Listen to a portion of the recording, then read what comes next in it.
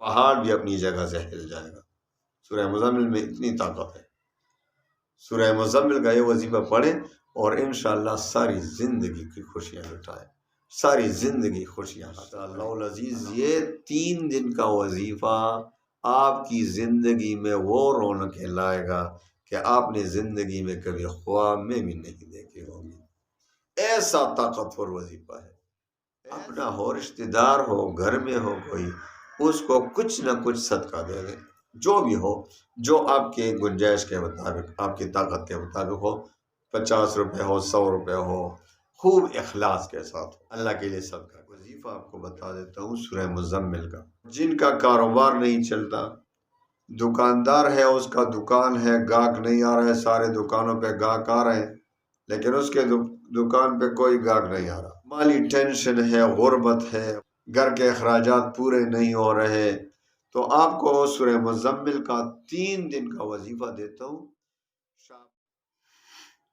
الحمدللہ وکفا وسلام علی عبادہ الذین اصطفی، اما بعد فاعوذ باللہ من الشیطان الرجیم، بسم اللہ الرحمن الرحیم۔ السلام علیکم ورحمۃ اللہ وبرکاتہ۔ پیارے بھائیوں بہنوں، شعبان کا مہینہ چل رہا ہے، مبارک مہینہ ہے، فائدہ اٹھا لیں۔ اور اس کے بعد آنے والا ہے ایک مبارک مہینہ رمضان، اس کے لیے تیاری کریں۔ کبھی کبھی اس میں بھی روزے رکھ لیا کریں تاکہ پریکٹس ہو جائے۔ لوگ کھیل کے لیے بھی پریکٹس کرتے ہیں نا، کہ پھر اچھے طریقے سے کھیل سکوں۔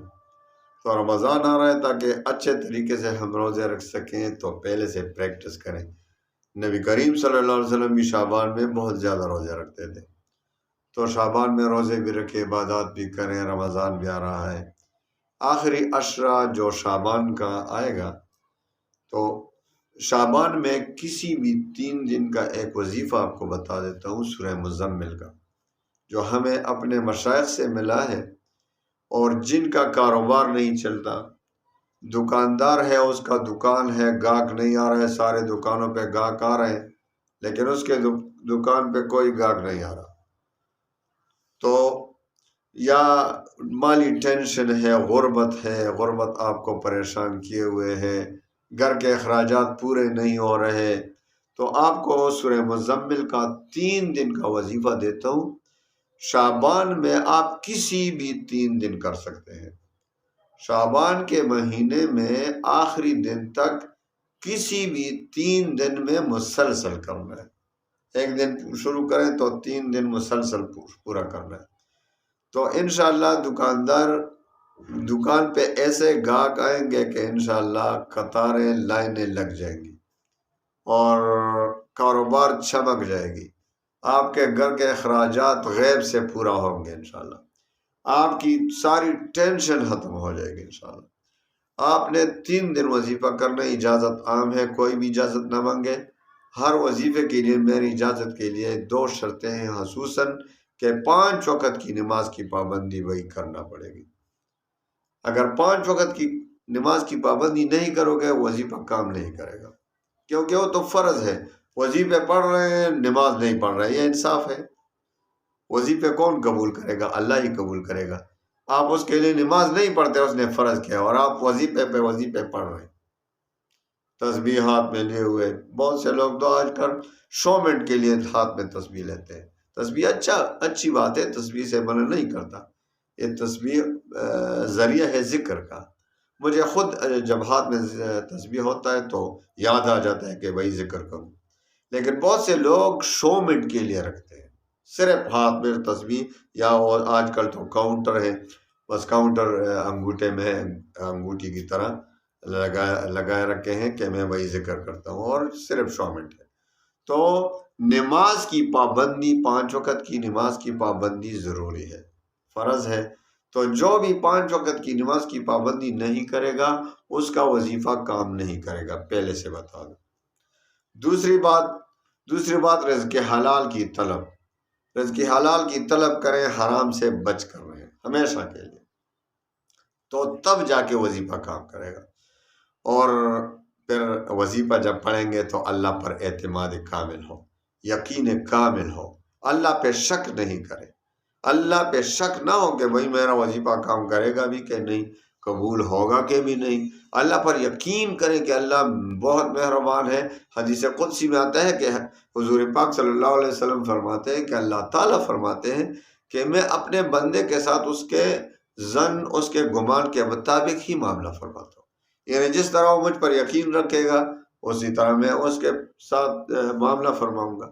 تو ایک شخص ہے جو اللہ پر یقین کامل کے ساتھ وظیفہ پڑھ رہا ہے، دعا کر رہا ہے کہ میرا اللہ بہت مہربان ہے، 70 ماہوں سے زیادہ مہربان، ضرور میری دعا قبول کرے گا، میری فریاد سنے گا، میرا وظیفہ قبول کرے گا۔ تو اس ظن، اس گمان، اس یقین کے مطابق ہی عمل اللہ تعالیٰ معاملہ فرماتے ہیں اور اس کی دعا قبول ہو جاتی ہے۔ دوسرا بدقسمت شخص ہے، پھر بعض لوگ کہتے ہیں وظیفہ بہت دیر سے سٹارٹ کر دو، اگر ان باتوں پہ عمل نہیں کرو گے تو وظیفہ کام ہی نہیں کرے گا، تو بتانا نہ بتانا برابر۔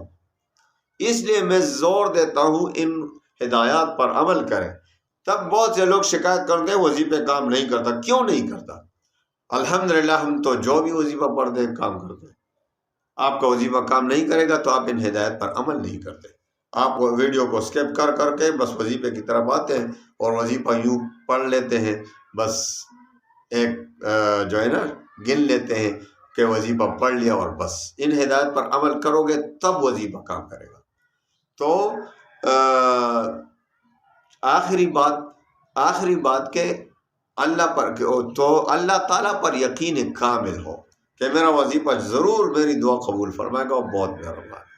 تو تیسرا وہ ایک شخص کو جو ہے وظیفہ پڑھ رہا ہے اللہ پر اعتماد نہیں، کہ بھئی وظیفہ میں نے تو بہت سے وظائف پڑھے کام نہیں کرتے، دعائیں مانگی قبول ہی نہیں ہوتی، چلو یہ بھی پڑھ لیتا ہوں، اس کا وظیفہ کام کرے گا؟ اس کو اللہ پہ شک ہو رہا ہے، اور اللہ تعالیٰ حدیث قدسی کے مطابق اس کے ساتھ وہ معاملہ فرما لیتے ہیں اور اس کی دعا رد ہو جاتی ہے۔ پھر کہتے ہیں وظیفہ کام نہیں کرتا۔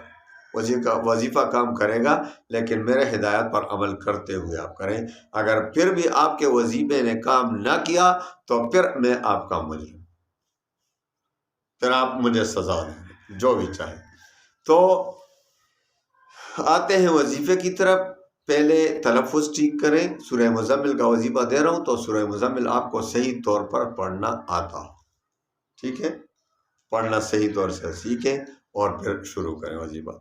تو آپ نے 3 دن، اگر آپ دکان کے لیے پڑھ رہے ہیں تو دکان ہی میں کریں، کاروبار کے لیے پڑھ رہے ہیں تو کاروبار کی جگہ ہی پڑھیں، اگر ویسے برکت حاصل کرنے کے لیے تو اپنے گھر میں پڑھیں، مال و دولت کی پریشانی ہے، غربت ہے تو اپنے گھر میں کریں، ہر ایک بندہ بھی کر سکتا ہے۔ ایک اکیلے کرنا ہے 3 دن تک۔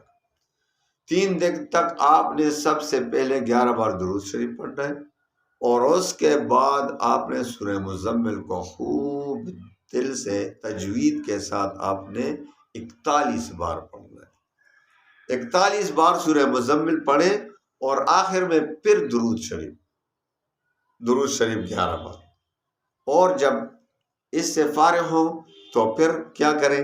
پھر آپ نے دعا کرنی ہے خوب دل سے اپنے مقصد کے لیے، اور جا کے کسی مسکین غریب کو، اپنا ہو، رشتہ دار ہو، گھر میں ہو کوئی، اس کو کچھ نہ کچھ صدقہ دے دیں، جو بھی ہو، جو آپ کے گنجائش کے مطابق، آپ کی طاقت کے مطابق ہو، 50 روپے ہو، 100 روپے ہو، خوب اخلاص کے ساتھ ہو، بغیر کسی احسان جتلائے اللہ کے لیے صدقہ کریں۔ پھر دوسرے دن پھر اسی طرح 11 بار درود شریف، اور پھر درمیان میں 41 بار سورہ مزمل، اور آخر میں پھر 11 بار درود شریف، پھر دعا کریں اور صدقہ کریں، ٹھیک ہے؟ تیسرے دن پھر اسی طرح کریں، 11 بار درود، لیکن جہاں آپ شروع کریں اسی جگہ تینوں دن کرنا ہے۔ جس ٹائم پہ شروع کریں، خیر ٹائم میں گنجائش ہو سکتا ہے، اگر اسی ٹائم کریں تو بہتر ہے، لیکن اگر ٹائم میں تھوڑا سا ادھر ادھر ہو جائے تو کوئی بات نہیں، لیکن جگہ وہی ہو۔ اگر دکان کے لیے پڑھتے ہو تو دکان ہی میں ہونا چاہیے، گھر کے لیے پڑھتے ہو گھر میں، جدھر بھی شروع کریں اسی جگہ کریں تو بہتر ہوگا، ٹھیک ہے؟ اچھا، تیسرے دن پھر اسی طرح 11 بار درود شریف اور 41 بار سورہ مزمل، اور آخر میں 11 بار درود شریف، اور پھر خوب رو رو کر دعا کرنی ہے، فریاد کرنی ہے، اللہ تعالیٰ کے سامنے اپنے فریاد پیش کریں، اور پھر آخر دن پھر صدقہ کریں انشاءاللہ العزیز۔ یہ 3 دن کا وظیفہ آپ کی زندگی میں وہ رونقیں لائے گا کہ آپ نے زندگی میں کبھی خواب میں بھی نہیں دیکھے ہوں گے۔ ایسا طاقتور وظیفہ ہے، ایسا۔ سورہ مزمل تو پہاڑ پر بھی یقین والا پڑھ لینا تو پہاڑ بھی اپنی جگہ سے ہل جائے گا۔ سورہ مزمل میں اتنی طاقت ہے۔ سورہ مزمل کا یہ وظیفہ پڑھیں اور انشاءاللہ ساری زندگی کی خوشیاں لٹائیں، ساری زندگی خوشیاں حاصل کریں۔ اللہ تعالیٰ تمام مسلمانوں کو خوشیاں نصیب فرمائے، تمام مسلمانوں کے غموم و ہموم پریشانیوں کو خوشیوں میں اور سکون اطمینان میں بدل دے۔ وآخر دعوانا ان